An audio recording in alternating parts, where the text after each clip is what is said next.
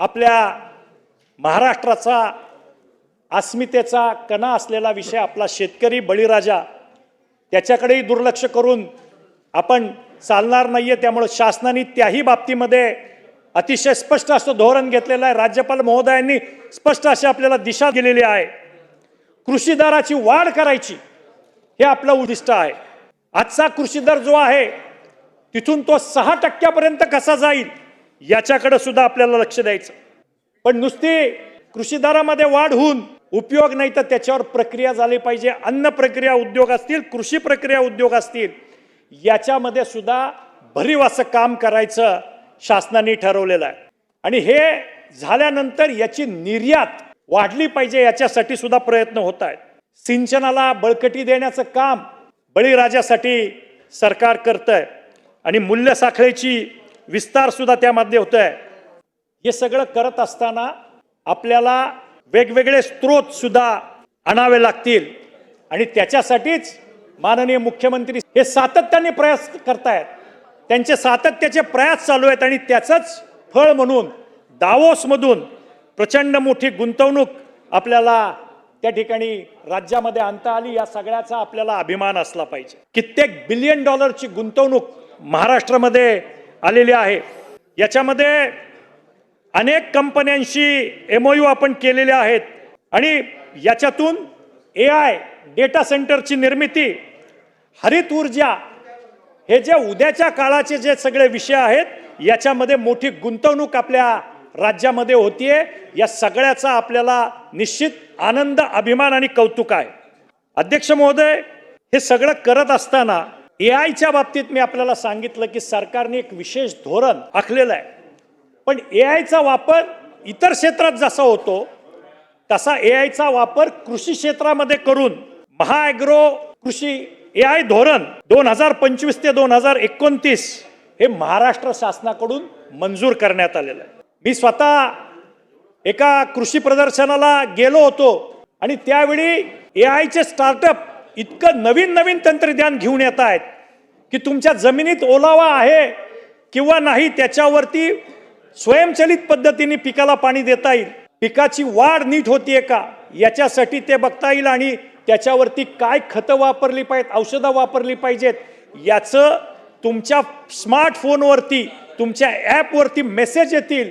इतक्या आधुनिक पद्धतीचं तंत्रज्ञान विकसित होतंय आणि ते तंत्रज्ञान शेतकऱ्याच्या बांधावर पोहोचवायचं सरकारचा निर्धार आहे आणि त्याच्या माध्यमातूनच ही कृषी क्रांती घडणार आहे। अध्यक्ष महोदय, त्याच्यामुळं नवीन स्टार्टअपला प्रोत्साहन देणं, नवीन उद्योजकांना या क्षेत्रामध्ये आणणं, याच्यासाठी सरकार भरीव काम करत आहे।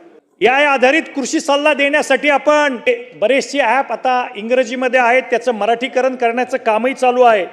पण शेतकऱ्यांना हवामान विषयक सल्ला, त्याचा डेटा, बाजार, कीड नियंत्रण हे सर्व मराठीमध्ये मिळण्यासाठी सुद्धा सरकारने त्या ठिकाणी पावलं उचललेली आहेत। त्यामुळं अध्यक्ष महोदय, मला असं वाटतं की या सर्वांचा एकत्रितरित्या विचार केला तर महाराष्ट्राची एक घौडदौड चालू आहे आणि त्याचं प्रतिबिंब नीती आयोगाने महाराष्ट्र शासनाला निर्यात सज्जता निर्देशांकामध्ये प्रथम क्रमांक दिलेला। कुठलीही गोष्ट सहजासहजी होत नाही। हे सगळं करण्यासाठी प्रचंड त्याच्यामध्ये मेहनत करावी लागते आणि ती मेहनत आज आमचे मुख्यमंत्री, उपमुख्यमंत्री महोदय करत आहेत आणि त्याच्यामध्ये देशामध्ये महाराष्ट्र राज्य अव्वल आहे आणि निर्यातीत सुद्धा महाराष्ट्र राज्य अव्वल ठेवण्यामध्ये आपण सगळेजण यशस्वी झालो आहोत। या सगळ्यामध्ये महाराष्ट्राला 68.01% गुण, सर्वाधिक गुण मिळलेत। आपल्यानंतर कोण आहे तर तामिळनाडू आहे 2 नंबरवर, 3 नंबरवर गुजरात आहे, 4 नंबरवरती उत्तर प्रदेश आहे आणि 5 नंबरवरती आंध्र प्रदेश आहे। ही 5 राज्य आहेत, पण महाराष्ट्राची बरोबरी, कारण आपल्या आणि तामिळनाडूच्या मध्ये 4% गुणाचा फरक आहे। एवढी प्रचंड आघाडी आपण त्या ठिकाणी घेतलेली आहे।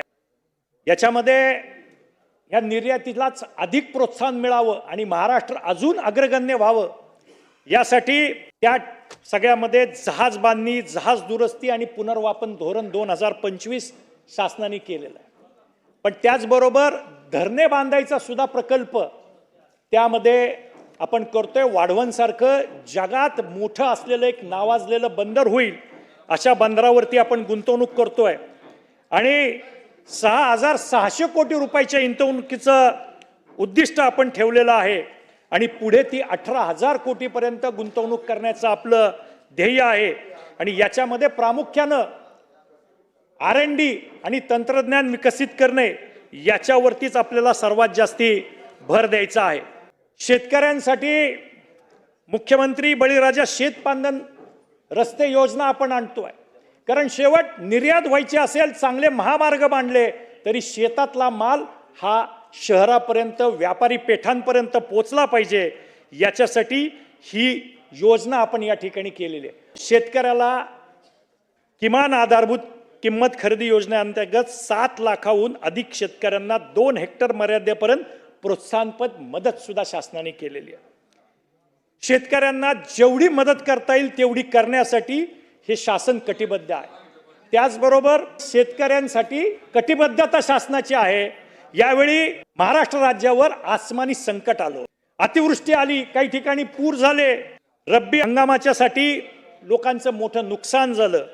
15,576 कोटी रुपयाच्या शेतकऱ्यांना थेट खात्यामध्ये मदत जिल्हा न्याय राज्य सरकारनं त्या ठिकाणी पाठवलेली आहे। त्याच्यामुळं शेतकऱ्यांच्या पाठीशी भक्कमपणे उभं राहणारं, बळीराजाच्या प्रत्येक सुखादुःखात सहभागी होणारं हे सरकार आहे।